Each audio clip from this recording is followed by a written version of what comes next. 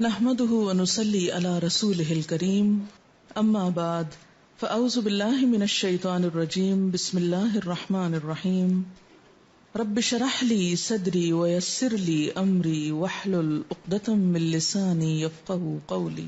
اللہ سبحانہ وتعالیٰ نے غذا کے اندر ہی علاج بھی رکھا ہے، یعنی غذا صرف ہماری بھوک مٹانے کے لیے نہیں ہے، صرف انرجی دینے کے لیے نہیں ہے، بلکہ اس کے ساتھ ساتھ ہمارا علاج بھی۔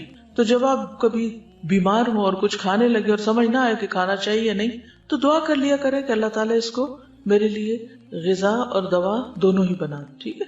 تو کوئی بھی فوڈ آپ کے لیے غذا بھی ہے اور علاج بھی ہے، کیونکہ ہم تو اپنی خواہشات کے پیچھے چلتے ہیں نا، یا پھر شبہات کا شکار ہوتے ہیں، ایسی باتیں بنی ہوئی ان کی کوئی حقیقت نہیں۔ پھر جب زندگی کا ایک وقت آتا ہے جب ہمارا جسم جو بہت زیادہ اس میں ٹاکسنز ہو جاتے ہیں، وہ غلط غذا کھا کھا کے جب وہ اپنے اثرات چھوڑنے لگتا ہے تو پھر ہم کہتے ہیں اچھا چلو پرہیزی کر لیتے ہیں، تو پہلے سے اگر کر لیں تو زیادہ بہتر ہے، ٹھیک ہے؟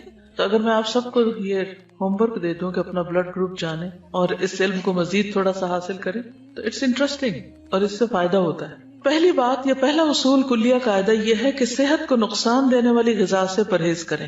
محمود بن لبید رضی اللہ عنہ سے مروی ہے کہ رسول اللہ صلی اللہ علیہ وسلم نے فرمایا، اللہ تعالیٰ اپنے بندے کو جس سے وہ محبت کرتا ہو دنیا سے اسی طرح بچاتا ہے جیسے تم لوگ اپنے مریض کو کھانے پینے سے بچاتے، اور کھانے کی صورت میں تمہیں اس کی طبیعت خراب ہونے کا اندیشہ ہوتا ہے۔ اچھا، کچھ چیزوں کی الرجی تو بہت معمولی ہوتی ہے لیکن کچھ بہت سیویئر بھی ہوتی، تو اس کا بھی آپ کو پتا ہونا چاہیے، اور جس سے ایک دفعہ نقصان ہو جائے دوبارہ اس راستے پہ نہ جائیں۔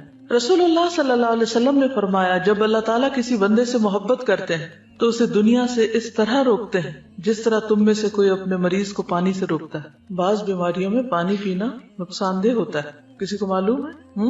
معلوم ہے آپ کو یہ بات؟ کچھ عرصے سے ایک میل اور ایک ٹوٹکا ایسا ہر ایک کو سرکولیٹ کیا جاتا ہے جس میں پانی پینے کے فوائد بتائے جاتے ہیں، اور کہا جاتا ہے کہ 6 گلاس اور 8 گلاس اور 1.5 لیٹر اور اتنا پانی تو سویرے پی لیں اور پھر اتنا پیئیں اور اتنا پیئیں۔ یہ نسخہ بھی سب کو سوٹ نہیں کرتا، کیونکہ کچھ بیماریوں میں زیادہ پانی پینا نقصان دہ ہے۔ کچھ ہے اندازہ آپ کو وہ کون سی بیماری ہو سکتی؟ کڈنی ریلیٹڈ، کیونکہ بعض لوگوں کی کڈنیز ویک ہوتی ہیں، پوری طرح فنکشن نہیں کرتی۔ جب آپ ایکسٹرا پانی پی جاتے ہیں تو ان کو کام کرنے میں دقت پیش آتی اور وہ نقصان دہ ہوتی۔ کچھ بیماری ایسی تھی جس میں صرف سپ پانی دیا جاتا ہے، بعض اوقات مریض کو پانی دیا بھی نہیں جاتا، صرف ٹھنڈی برف کو لے کے اس کو کہا جاتا ہے کہ اپنے زبان پہ لگا لیں، کہ پانی نقصان دہ ہے اس کے لیے۔ یس، وہ کہتی ہے میری خالہ کو 24 گھنٹوں میں 1 کپ پانی پینے کی اجازت ہے۔ اب اگر وہ اسی طرح کوئی ٹوٹکا پڑھ کے تو 1.5 لیٹر پی بیٹھے تو یہ پانی جو زندگی کی سورس ہے اسی انسان کے لیے نقصان دہ، تو یہ ٹھیک ہے، یہ ایکسٹریم کیسز میں ہوتا ہے، لیکن ویسے بھی ہر چیز کے اندر اعتدال ضروری ہے۔ کچھ عرصے تک تو یہ تھراپیز آپ کو کام دیں گی، کچھ عرصے کے بعد پھر وہ آپ کے لیے الٹا مشکل کا سبب بنے گی۔ ایک اور چیز یہ ہے کہ جب پانی پیئے مثلاً تو ایک دم انڈیلے نہیں، انڈیلنے سے پرہیز کریں۔ مسنون طریقہ کیا ہے؟ 3 سانس میں پینا، اور اس کو بھی جیسے گھونٹ گھونٹ پیتے ہیں، یعنی جیسے کھا کے پیتے ہیں اس طرح پیئیں، ٹھیک؟ ایک ہوتا ہم تیزی سے پی جاتے ہیں، تیزی سے نہیں پی، رائٹ؟ گھونٹ گھونٹ گھونٹ گھونٹ کر کے، یعنی یہ نہیں کہ آپ کے ہونٹوں سے حلق میں جا پڑے، ٹیپ کھل گیا اور وہ ڈائریکٹ وہاں جائے، یعنی کہ آپ کی زبان اور آپ کا منہ جو ہے اس کا مزہ چکھے، اس طرح پینا زیادہ فائدہ مند ہے۔ لیکن ہم لوگ ہر وقت جلدی میں ہوتے ہیں نا، ہم کہتے ہیں جلدی سے یہ کام کر لیں، جلدی سے وہ کر لیں، اور پھر بس کچھ اور کریں۔ تو ہے فرماتے ہیں کہ میں نبی صلی اللہ علیہ وسلم کی خدمت میں حاضر ہوا، آپ کے سامنے روٹی اور خشک کھجور تھی، روٹی اور خشک کھجور جیسے چھوارے ہوتے ہیں۔ نبی صلی اللہ علیہ وسلم نے فرمایا قریب ہو جاؤ اور کھاؤ۔ میں خشک کھجوریں کھانے لگا تو نبی صلی اللہ علیہ وسلم نے فرمایا تم خشک کھجوریں کھا رہے ہو حالانکہ تمہاری آنکھ دکھ رہی ہے، یعنی اس مرض میں خشک کھجور ٹھیک نہیں۔ میں نے عرض کیا کہ میں دوسری طرف سے چبا رہا ہوں، جو آنکھ دکھ رہی ہے اس کی طرف سے نہیں۔ اس جواب پر رسول اللہ صلی اللہ علیہ وسلم مسکرا دیے۔ کھانے کے لیے ہم سب کوئی نہ کوئی ریزن تلاش کر لیتے ہیں، ٹھیک ہے؟ اس سے کیا پتا چلتا ہے؟ پرہیز کی بات سمجھ آتی ہے، بیماری میں خاص طور پر پرہیز، جو چیز نقصان دہ ہو وہ نہ استعمال کی جائے۔ نبی صلی اللہ علیہ وسلم کے پاس تو جو بھی علم تھا وہ وحی کے ذریعے تھا، ٹھیک ہے؟ تو اس لیے ان چیزوں کو تو ہم ایز اٹ از لے سکتے۔ پھر بلا وجہ کی دوائیوں سے پرہیز۔ کچھ لوگوں کو دوائیاں کھانے کا شوق ہوتا ہے، تسکین ہوتی ہے ان کو دوا کھا کے۔ اچھا، کچھ بچوں میں بھی یہ مزاج پایا جاتا ہے، وہ بڑے شوق سے دوا کھاتے، جہاں کہیں کوئی دوا دیکھتے ہیں وہ کھانے کے لیے مانگتے، کیونکہ اب کئی طرح کے فلیور بھی شامل کر دیے گئے ان دواؤں میں، کوئی وہ سیرپ پی جائیں گے، کوئی گولیاں کھا جائیں گے، تو اکثر یہ مسئلے رہتے ہیں چھوٹے بچوں کے ساتھ۔ کچھ بچے ان کو بہت مشکل ہوتی ہے دوا پلانے میں، وہ نہیں پیتے، ان کے بھی مزاج فرق ہوتے ہیں۔ تو چھوٹی چھوٹی تکلیف میں فوراً دوا نہیں لینی چاہیے. پہلی چیز یہ ہے کہ غذا سے علاج کریں، پرہیز سے کام لیں، اور اگر نہیں علاج ہو رہا، نہیں تکلیف ٹھیک ہو رہی تو دوا لیں، اور وہ بھی ضرورت کی لیں، اور کثرت سے پرہیز کریں. جی کیونکہ میں نے ایک ڈاکٹر سے پوچھا، انہوں نے مجھے کوئی دوا ریکمینڈ کی، تو میں نے کہا اس کے کوئی سائیڈ افیکٹس نہیں. وہ کہنے لگے ٹو بی ویری آنےسٹ، ہر دوا کے سائیڈ افیکٹس ہیں. یعنی کوئی اگر یہ کہے بھی نا کہ اس کے کوئی سائیڈ افیکٹس نہیں تو یہ ماننے کی بات نہیں. ہر دوا کے، کیونکہ دوا ہے نا، اور خصوصاً ہماری دوائیاں جو بنتی ہیں سب اسٹینڈرڈ بھی ہوتی ہیں، اور اس کے علاوہ جو کیمیکلز اس میں ہوتے ہیں اور جو پروسیسڈ ہوتی ہیں بہت زیادہ. ایک تو ہوتا نا کہ کوئی جڑی بوٹیاں ہیں یا کوئی غذا ہی سے ملتی جلتی دوائیں، اور ایک یہ ہے کہ ان کو اتنے پروسیسز سے گزارا جاتا ہے اور اس میں کلر شامل کر لیے جاتے ہیں کہ ان کے سائیڈ افیکٹس ہوتے ہی ہوتے ہیں. ٹھیک ہے، تو ہر دوا زہر ہے یا عنقریب زہر بن جائے گی، کیونکہ جب اس کی کثرت ہو جائے گی، زیادہ وہ آپ کے جسم میں اس کی کوانٹٹی ہو جائے گی تو وہ زہر بنی. جب دوا چھوڑے بھی تو سٹیپ بائی سٹیپ چھوڑے، ایک دم نہیں چھوڑے. حضرت عائشہ بیان کرتی ہیں کہ بعض اوقات رسول اللہ صلی اللہ علیہ وسلم کو کوکھ میں درد ہوتا اور بہت شدید ہو جاتا. ایک دن رسول اللہ صلی اللہ علیہ وسلم کو یہ درد شروع ہوا اور اتنا شدید ہوا کہ آپ پر بے ہوشی طاری ہو گئی. ہمیں اندیشہ ستانے لگا، لوگ بھی خوف زدہ ہو گئے، اور ہمارے خیال کے مطابق آپ کو ذات الجم کی شکایت تھی، نمونیا جس کو بولتے ہیں. چنانچہ ہم نے رسول اللہ صلی اللہ علیہ وسلم کے منہ میں دوا ٹپکا دی جس سے آپ کی وہ کیفیت ختم ہوئی. طبیعت کچھ سنبھلی تو آپ کو اندازہ ہو گیا کہ آپ کے منہ میں دوا ڈالی گئی ہے. آپ نے اس کا اثر محسوس کیا. آپ نے فرمایا تمہارا خیال یہ ہے کہ اللہ عز و جل نے مجھ پر اس بیماری کو مسلط کیا، حالانکہ اللہ اسے مجھ پر کبھی بھی مسلط نہیں کرے گا.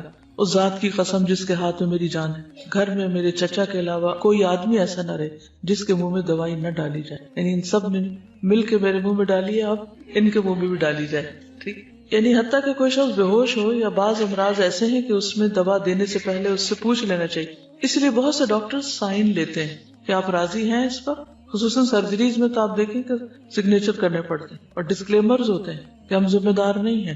ٹھیک ہے، ہم آپ کی مدد کرنا چاہتے ہیں لیکن اگر کچھ ہو گیا تو آپ خود ہی ذمہ دار ہیں. پہلا پوائنٹ کیا ہے؟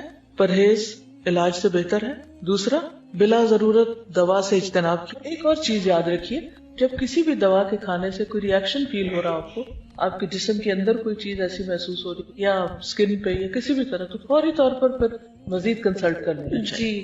پھر موسموں کے اثرات کا خیال رکھنا چاہیے. سخت سردی اور سخت گرمی کے منفی اثرات سے بچنے کے لیے ہر ممکن احتیاط اور پرہیز، گھر، لباس، خوراک، تمام چیزیں موسم کے تقاضوں اور ضروریات کے مطابق ہوں. یعنی پرہیز صرف کھانے کا نہیں بلکہ انوائرنمنٹ کو بھی اپنے حسب حال کرنا چاہیے. بہت زیادہ کمفرٹیبل بھی نہ ہو کہ انسان سونے لگ جائے، اور ایسا بھی نہ ہو کہ بیمار پڑ جائے. کچھ لوگ اتنی ہیٹنگ کر لیتے ہیں اس سے بھی نقصان ہوتا ہے، اور کچھ لوگ جو ہے وہ جرسی کے بغیر باہر نکل جاتے ہیں اور بیمار ہو کے واپس لوٹتے ہیں، تو وہ بھی ٹھیک نہیں. احتیاط بہتر ہے، اعتدال بہتر ہے. ہر شخص کو اپنے مزاج کو، اپنے جسم کو، اپنی ضروریات کو خود بھی سمجھنے کی کوشش کرنی چاہیے. اس میں بھیڑ چال نہیں کام دے گی کہ وہ یہ کر رہا ہے تو میں بھی، اس نے کچھ نہیں پہنا ہوا تو میں کیوں پہنتا ہوں. تو کسی کی نقالی مت کریں، اپنے مزاج اور اپنے بدن کو سمجھے کہ وہ کیا چاہتا ہے. اب اس میں آپ دیکھیے، جیسے موسموں کے اثرات کی بات کی نا، تو سردی سے بچیے جب سردی زیادہ ہو، گرمی سے بچیے جب گرمی زیادہ. اسی طرح اگر بہار کے موسم میں آپ کو کسی خاص پودے سے الرجی ہے یا اور کوئی چیز سوٹ نہیں کرتی تو اس سے بھی بچنے کی ضرورت ہے. پھر وبائی اور متعدی امراض. متعدی کس کو کہتے ہیں؟ کنٹیجیس، جو دوسرے کو لگ جائے. جیسے فعل لازم اور فعل متعدی ہوتا ہے. متعدی کون سا ہوتا ہے؟ جو مفعول طلب کرتا ہے. تو اسی طرح متعدی بیماری وہ ہوتی ہے کہ جو ایک سے آگے دوسرے کو جا پہنچتی. امراض پھیلنے کے موسموں، خصوصاً برسات اور گرمی میں خصوصی حفاظتی تدابیر کرنا، مثلا پانی کے ذخائر صاف رکھنا، رہائشی علاقوں کے آس پاس مچھروں، مکھیوں اور دیگر کیڑے مکوڑوں کی امکانی افزائش کی روک تھام کے لیے ادویات وغیرہ چھڑکنے کا انتظام کرنا، اور اپنے تمام گرد و پیش کو حفظان صحت کے اصولوں کے مطابق ڈھالنا. گلے سڑے یا پہلے سے کاٹ کر رکھے ہوئے پھل یا سبزیاں کھانے سے پرہیز کرنا. یہ ساری چیزیں اس میں آ جاتی ہیں. یہاں پر حفاظتی ٹیکوں کی بات کی گئی ہے جس کے میں پرسنلی سخت خلاف ہوں. اس لیے میں کسی کو بھی یہ مشورہ نہیں دیتی کہ وہ بچوں کو یا بڑوں کو حفاظتی ٹیکے لگوائیں. کئی لوگ فلو شاٹس لیتے رہتے ہیں، اور بعض لوگ بچوں کو جو حفاظتی ٹیکے لگواتے ہیں اور وہ سمجھتے ہیں کہ اس میں شفا ہے. اگر آپ اس پر تھوڑی سی ریسرچ کریں تو آپ کو پتہ چل جائے گا کہ یہ بذات خود بچوں کے اندر کتنی ڈسیبلٹیز پیدا کر دیتے ہیں.